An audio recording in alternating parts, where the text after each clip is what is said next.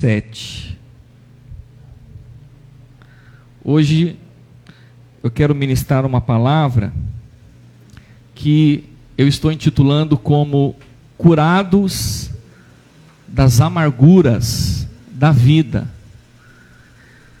Quantos aqui concordam, irmãos, que a vida muitas vezes ela produz amarguras na nossa vida? Quantos aqui concordam com isso? A vida é assim. O próprio Jesus disse, né, que no mundo nós teríamos o quê? Aflições. No mundo nós passaríamos por dificuldades. No mundo nós passaríamos por amarguras. Mas isso não quer dizer que você precisa viver amargurado. Não é verdade? Isso não quer dizer que você precisa viver dessa forma. Existe uma saída, existe uma maneira de você viver em Deus, que você pode, mesmo diante de tantas circunstâncias, mesmo diante de tantos reveses que nós enfrentamos, nós podemos ter uma vida plena, ter uma vida feliz em Jesus.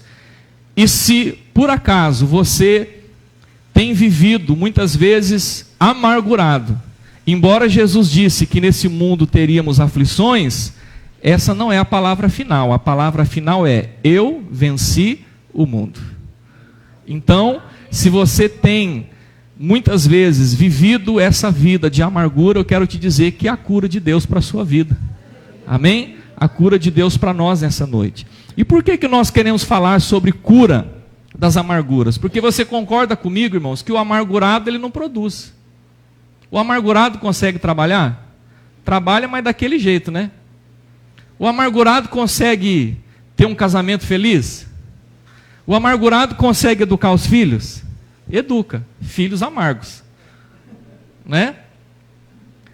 O amargurado consegue ter um ministério frutífero, como o irmão Márcio está aqui animado, crendo que vai dar certo. O amargurado ele já sobe aqui, crendo que vai dar tudo errado. Porque o amargurado ele vai ficando pessimista, não é verdade? Então, o amargurado ele não consegue desfrutar daquilo que Deus tem. Mas eu creio que há cura de Deus para a nossa vida, e essa é a noite que o Senhor marcou para mim e para você, para recebermos cura total no nosso coração. Amém? Êxodo capítulo 15, a partir do versículo 22, que diz assim: Depois Moisés conduziu Israel desde o mar Vermelho até o deserto de Sur. Durante 3 dias caminharam no deserto sem encontrar água. Então chegaram a Mara, mas não puderam beber das águas de lá, porque eram amargas. Esta é a razão porque o lugar chama-se Mara. E o povo começou a reclamar, olha aí um sinal da amargura, a Moisés dizendo: que beberemos? Sabe qual é uma das características de uma vida amarga? É a reclamação, é a murmuração. A pessoa amarga, ela tem uma espécie de reclamação crônica. Ela acorda reclamando, ela almoça reclamando, merenda à tarde reclamando, vai dormir reclamando, e há casos de que alguns até sonham reclamando. É um efeito da amargura, a reclamação, a insatisfação constante. Eu não sei se você já teve o privilégio de conviver com uma pessoa amarga, amargurada. E tem gente que parece, irmãos, que está sendo até pago para reclamar, né? Reclama de tudo. Mas na verdade, por trás de tanta reclamação e tanto descontentamento, o problema pode estar no coração. Não é mesmo? O problema pode ser, na verdade, uma vida amarga. Mas nós não estamos aqui hoje para julgar ninguém. Nós estamos aqui hoje para receber cura do Senhor na nossa vida. Moisés clamou ao Senhor, e este lhe indicou um arbusto. Ele o lançou na água, e esta se tornou boa. Em Mara, o Senhor lhes deu leis e ordenanças, e os colocou à prova, dizendo-lhes: se vocês derem atenção ao Senhor, ao seu Deus, e fizerem o que Ele aprova, se derem ouvidos aos seus mandamentos e obedecerem a todos os seus decretos, não trarei sobre vocês nenhuma das doenças que eu trouxe sobre os egípcios, pois eu sou o Senhor que os cura. Então, a cura de Deus para a nossa vida, porque Ele é o Senhor que nos cura, Ele é o Senhor que nos sara, Ele é Jeová Rafá, amém? E Ele cura não só a amargura, mas Ele cura a ansiedade, Ele cura a depressão, Ele cura a tristeza, Ele cura a angústia, Ele cura traumas do passado, do presente. Meu irmão, nós temos um Deus que se importa com a nossa saúde, seja ela física, emocional e espiritual. Você tem um Pai que se preocupa com o seu bem-estar, e Ele está oferecendo cura para a sua vida nessa noite. Assim como Jesus fez com o paralítico lá do tanque de Betesda, em João 5, Deus está perguntando para você hoje, se você quer ser curado, se você quer receber restauração na sua vida. Depois chegaram a Elim, onde havia 12 fontes de água e 70 palmeiras. Olha o palmeiras de novo, meu Deus. E acamparam junto àquelas águas. Nós vamos ter que aturar os palmeirenses agora, né, irmão? Então, Deus quer nos tirar de Mara e nos levar para Elim. O povo chegou a Mara. Mara quer dizer amargo. Mas Deus tratou com o povo em Mara, trouxe cura para a vida deles em Mara e os levou para Elim. Elim quer dizer lugar de descanso. Ser amargurado é cansativo, traz fadiga, mas Deus quer nos tirar desse lugar de fadiga, quer nos tirar desse lugar de ansiedade, e quer nos levar para um lugar de descanso. E quem é o nosso descanso? É o Senhor. Jesus é o nosso sábado, nós descansamos nele todos os dias, amém? Lá em Elim havia 12 fontes, e isso é poderoso porque Israel era dividido em 12 tribos, havia uma fonte para cada tribo, ou seja, a cura para todos aqui nessa noite. O nosso Deus, Ele é fonte de cura para mim e para você. E lá havia 70 palmeiras para eles descansarem, porque em Israel havia 70 líderes do povo, ou seja, Deus pensa em tudo, não é coincidência, é cristocidência. Deus preparou tudo para você hoje, para que você volte para sua casa curado, restaurado, abençoado e feliz. Então veja só, você se considera uma pessoa amargurada? Responda para você mesmo. Como que estão os seus relacionamentos? Como que está o seu relacionamento com o seu cônjuge, com os seus filhos? Como está o seu relacionamento no trabalho? Essa é a pergunta, se você se considera uma pessoa amargurada. Sabe por quê? Porque a amargura, além de causar ansiedade, ela tira o nosso foco de Deus. A amargura nos tira dos trilhos, nos tira do propósito do Senhor para a nossa vida. E muitas vezes nós não percebemos. O amargurado, ele não se ajoelha para orar, ele se ajoelha para reclamar, ele se ajoelha para brigar com Deus, quando na verdade o nosso Deus, Ele quer restaurar esse relacionamento para que nós possamos ser bem-sucedidos na nossa vida. Então a amargura, ela prejudica os relacionamentos mais importantes na nossa vida. A amargura prejudica o casamento, prejudica o relacionamento entre pais e filhos, ela prejudica o trabalho, o ministério, a igreja, prejudica tudo. Mas como eu disse, a cura do Senhor para a nossa vida. O que é a amargura? A amargura é uma enfermidade da alma. É um estado de ressentimento contínuo, que causa perturbação e contamina as pessoas à nossa volta. Como eu disse no início, uma das características de uma vida amargurada é esse descontentamento contínuo. Agora, eu preciso entender que a amargura, ela não é apenas um sentimento qualquer. A amargura, ela é um pecado. Viver amargurado é viver em pecado, pecando contra Deus, pecando muitas vezes contra aquelas pessoas que me cercam.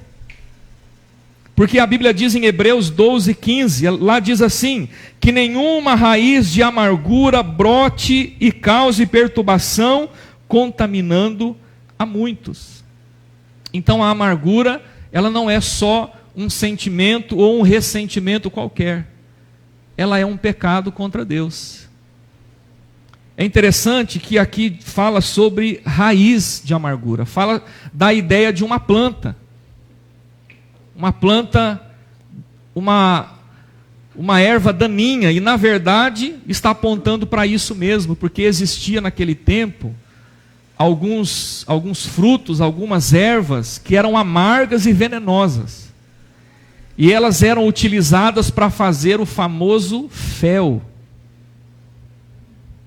Então, aqui o autor ele está apontando para isso. Olha, não permita que nenhuma raiz dessas plantas daninhas, amargas e venenosas, ela consiga enraizar na sua vida. Mas eu quero dizer para você que Deus ama o amargurado. Talvez para mim e para você seja difícil amar alguém assim, né? Mas Deus ama o amargurado e deseja curá-lo. É o que nós lemos aqui em Êxodo, lá o 15:26, a última parte do versículo diz: pois eu sou o Senhor que os cura. Ou em outra versão vai dizer: pois eu sou o Senhor que te sara. E sabe o que eu quero dizer para você? Quem é curado e sarado por Deus, cresce. Quem é curado e sarado por Deus, prospera na vida. Quem é curado e sarado por Deus, avança, sabe? Amadurece, consegue conquistar coisas, porque muitas vezes nós não avançamos por conta de amarguras na nossa vida. Nós falamos um pouco disso na semana passada. Antes de avançar, antes de progredir, antes de ir para o alvo que Deus tem para a minha vida, eu preciso me livrar de tudo aquilo que me prejudica, de todas as amarras. Eu preciso deixar a amargura, receber cura do Senhor na minha vida. Então, meu querido e minha querida que está aqui nessa noite, não é sobre as pessoas que estão à sua volta, é sobre você. A cura de Deus é para a sua vida, a cura de Deus é para o seu interior, é para o seu coração. Abra o seu coração nessa noite, para que você possa receber cura e avançar, crescer, prosperar e dar frutos segundo a vontade de Deus. O que diz lá em Isaías 53:4-5 diz: certamente Ele tomou sobre si as nossas enfermidades, e sobre si levou as nossas doenças. Contudo, nós o consideramos castigado por Deus, por Ele atingido e afligido, mas Ele foi traspassado por causa das nossas transgressões, foi esmagado por causa de nossas iniquidades. O castigo que nos traz paz estava sobre Ele, e pelas suas feridas fomos curados.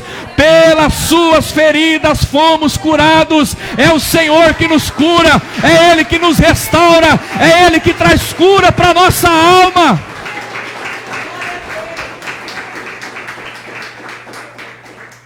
Ele já levou a sua amargura. Se desprenda, Ele já levou. Ele já levou a sua culpa, Ele já levou os seus traumas, Ele já levou a sua angústia. Tudo já foi cravado na cruz. Então, lute por sua cura. Não aceite. Não caia nessa ideia, sabe? Ah, pastor, eu sou assim mesmo. Tem jeito não, mamãe falou desde quando eu nasci. que eu ia ser assim mesmo.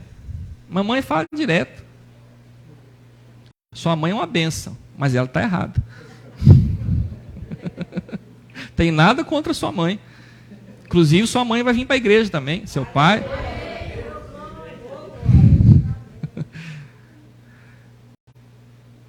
Ai, mas eu sou assim. Não, você não é assim. Você é mais do que isso. Isso aí foi um erro de percurso. Foi um pequeno tropeço. Mas Deus já está te colocando de pé novamente. Porque Ele já levou as amarguras, Ele já levou a tristeza, Ele já levou todas as enfermidades. Note que aqui no texto diz enfermidades. São todas as enfermidades. Todas. Sejam físicas, sejam espirituais, sejam emocionais. Então, meu irmão, lute. Lute por sua cura. Lute pela sua restauração. Eu te faço uma pergunta. Você está feliz com quem você é hoje? Você é feliz com isso? Ah, pastor, não está bom, não. Então lute. Lute. E busque cura no Senhor. Na verdade, essa cura já está disponível para você. É sua, é seu. Já foi conquistado na cruz por você. Busque, peça, bata na porta. Então, busque em Cristo a sua vitória. Qual é a enfermidade que você está carregando hoje? É amargura, angústia, depressão, ansiedade? Busque no Senhor com todas as suas forças. Essa cura está disponível para você. Ele tomou sobre si as nossas enfermidades.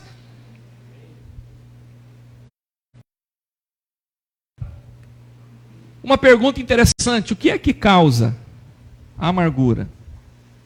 Eu quero fazer uma leitura com você, sem deixar essa unção que está aqui cair. Êxodo capítulo 1. Acompanhe comigo aqui no projeto Nossas Vidas. Não é uma pergunta fácil de responder, mas aqui nós temos um indício. Que diz: então subiu ao trono do Egito um novo rei que nada sabia sobre José. Disse ele ao seu povo: vejam, o povo israelita é agora numeroso e mais forte que nós. Temos de agir com astúcia, para que não se tornem ainda mais numerosos. E no caso de guerra, aliem-se aos nossos inimigos, lutem contra nós e fujam do país. Olha, bem rapidamente. José, que era o filho de Jacó com Raquel, você já conhece a história, se tornou governador do Egito. Ele salvou o mundo de uma catástrofe, porque foi por meio da revelação que Deus deu para ele, que todos tiveram o que comer durante os 7 anos de fome.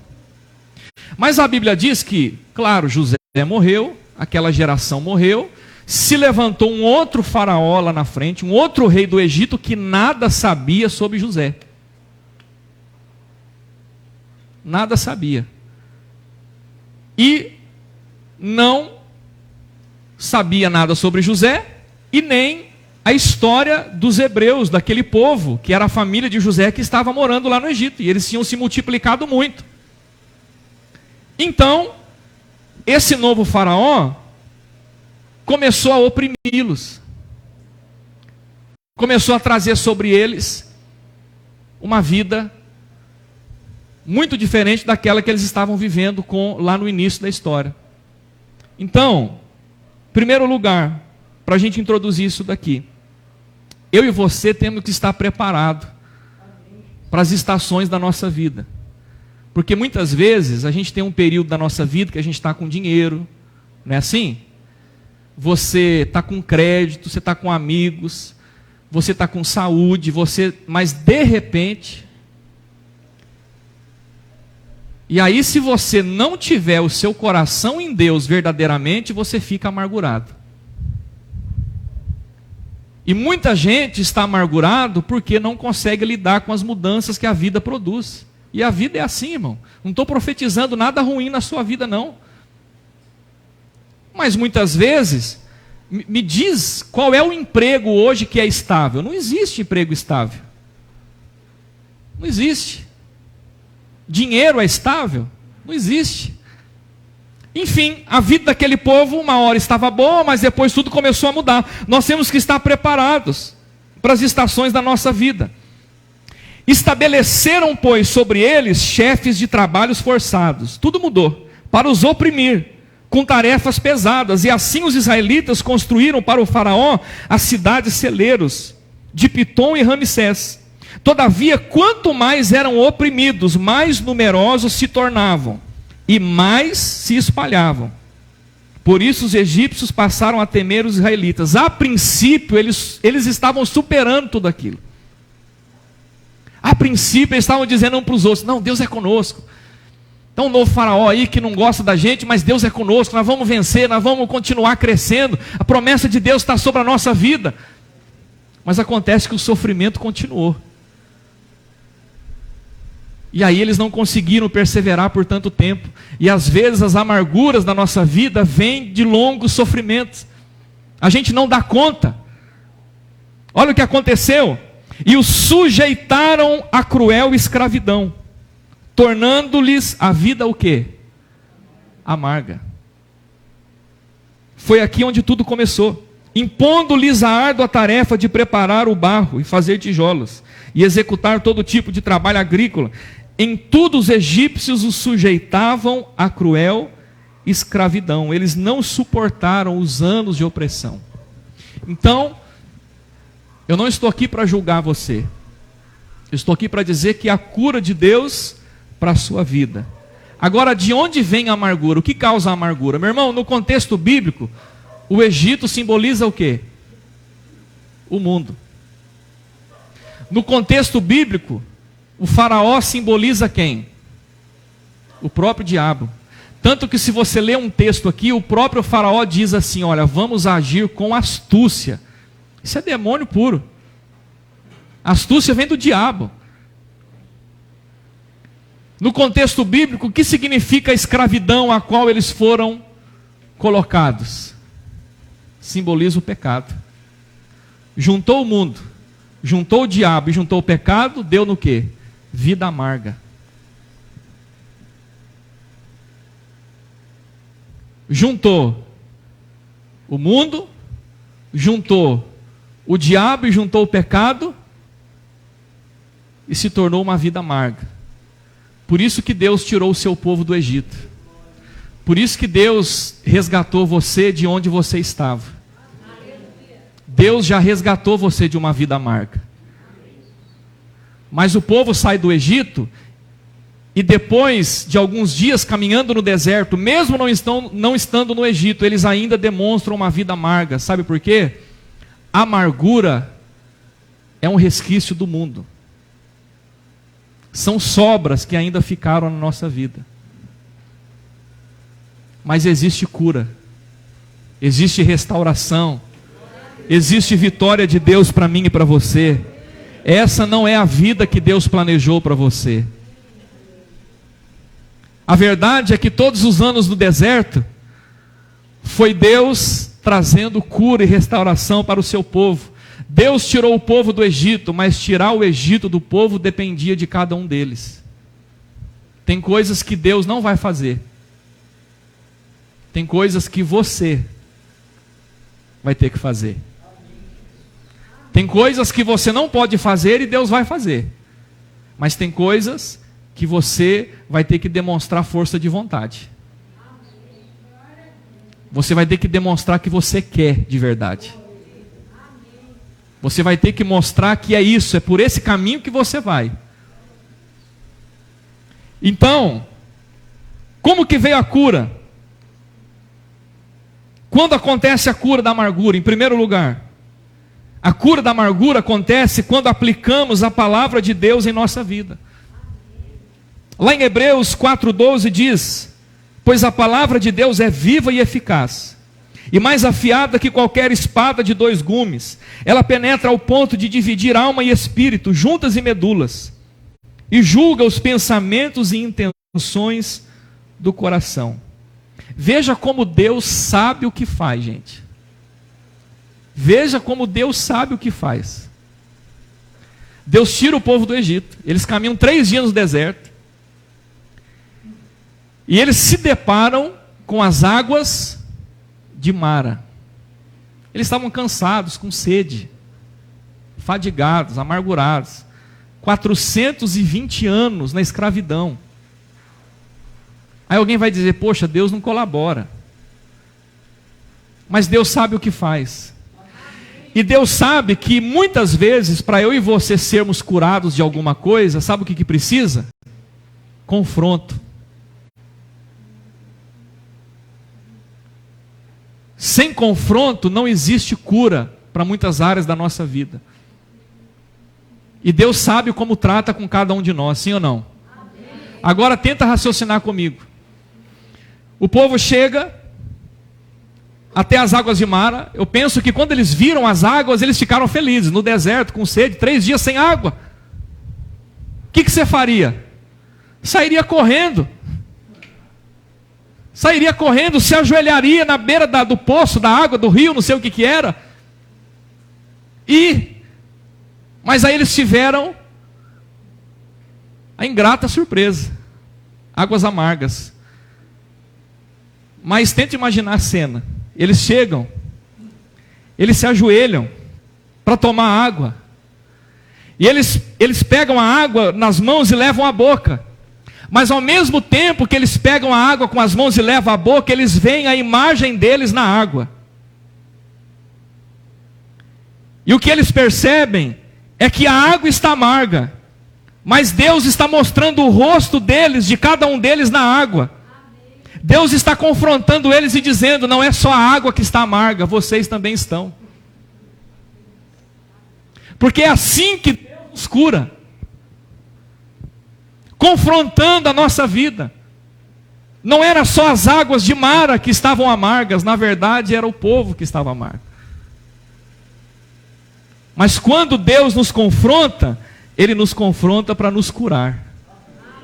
Quando a palavra de Deus nos confronta para nos libertar, para restaurar a nossa vida e nos entregar algo maior e melhor. Olha o que diz em Tiago, vai fazer sentido para você. Tiago 1, 23 ao 25 diz: aquele que ouve a palavra, mas não põe em prática, é semelhante a um homem que olha a sua face no espelho. Qual foi o espelho do povo lá em Mara? O próprio rio. E o que acontece? E depois de olhar para si mesmo, sai, logo esquece a sua aparência. Mas o homem que observa atentamente a lei perfeita, que traz a liberdade e persevera na prática dessa lei, não esquecendo o que ouviu, mas praticando-o, será feliz naquilo que fizer. Muitos deles chegaram, tomaram da água, saíram, reclamaram, mas não se deram conta daquilo que Deus estava tentando mostrar. Mas eu acredito que alguns deles devem ter percebido o que Deus estava fazendo. Eu creio que alguns aqui nessa noite vão perceber o que Deus está fazendo, vão entender o que Deus está falando, vão enxergar o caminho que Deus está abrindo, vai receber a palavra que Deus está enviando. E feliz é você, bem-aventurado é você que entende, que recebe a revelação do Senhor e coloca em prática na sua vida. A Bíblia diz que você é bem-aventurado, que você vai ser feliz se você não somente ouvir, mas se olhar no espelho e praticar o que Deus fala com você. O que Deus está dizendo para você não é para o vizinho da esquerda nem da direita, é para a sua vida. A cura e a restauração é para você. A palavra de Deus, ela é um espelho. Quando você lê, você se vê nela. É isso que Deus estava tentando fazer. Deus não estava castigando ninguém. Deus estava tentando mostrá-los. Mostrar a eles naquilo que eles haviam se tornado. Meu querido, a cura de Deus para a nossa vida. Você veio aqui hoje, não foi para olhar nem para a esquerda nem para a direita. Você veio aqui hoje para olhar no espelho de Deus e ver a sua própria imagem nela. Deus está mostrando para mim e para você a condição da nossa própria vida.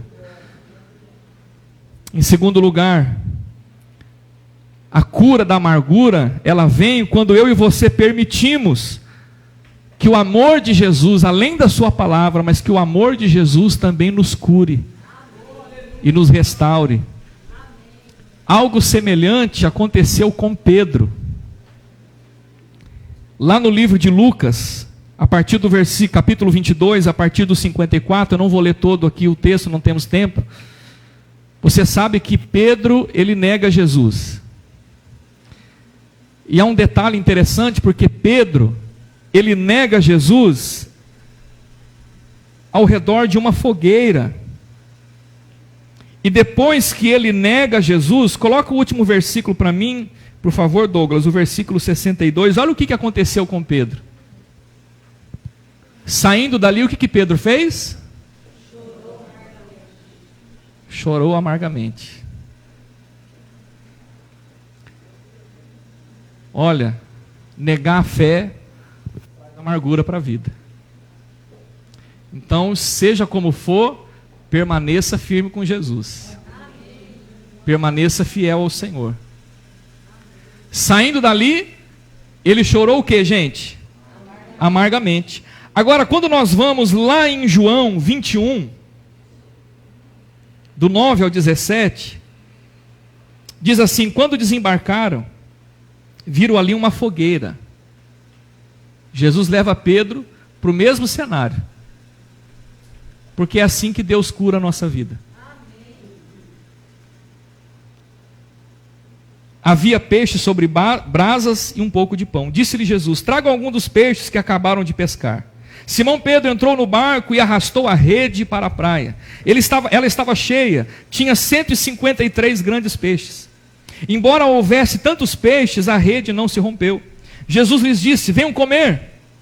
Nenhum dos discípulos tinham coragem de lhe perguntar: quem és tu? Sabiam que era o Senhor. Jesus aproximou-se, tomou o pão e o deu a eles, fazendo o mesmo com o peixe.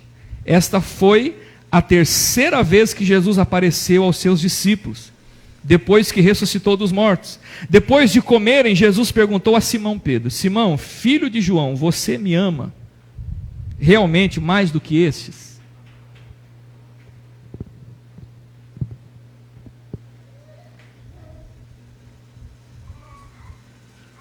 Você me ama mais do que estes?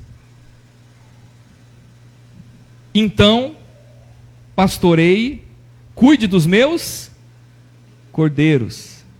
Novamente Jesus disse: Simão, filho de João, você realmente me ama? Ele respondeu: sim, Senhor, tu sabes que te amo. Disse Jesus: pastorei as minhas ovelhas. Pela terceira vez. Quantas vezes Pedro negou Jesus? 3 vezes. Jesus levou Pedro para o mesmo lugar de confronto, mas o levou em amor. Pela terceira vez ele lhe disse: Simão, filho de João, você me ama? Pedro ficou magoado por Jesus ter lhe perguntado pela terceira vez: você me ama? E lhe disse: Senhor, tu sabes todas as coisas e sabes que te amo. Disse-lhe Jesus: cuide das minhas ovelhas. Deus sabe como tratar com o amargurado. Ele sabe como tratar comigo e com você. Talvez você está dizendo: eu não sei por que eu tenho que passar por isso de novo. Eu não sei por que isso acontece comigo toda vez. Eu não sei por que eu tenho que viver tudo isso na minha vida. Meu irmão, Deus pode estar traçando um caminho de cura e de restauração para você. Você pode estar achando que isso é uma penalidade de Deus. Você pode estar achando que isso é até coisa do diabo. Mas eu vejo um caminho de cura do Senhor para a sua vida. Já aconteceu com você? Eu acho que não é coisa da minha cabeça. Se tiver mais alguém aqui, eu acho que não é coisa da minha cabeça.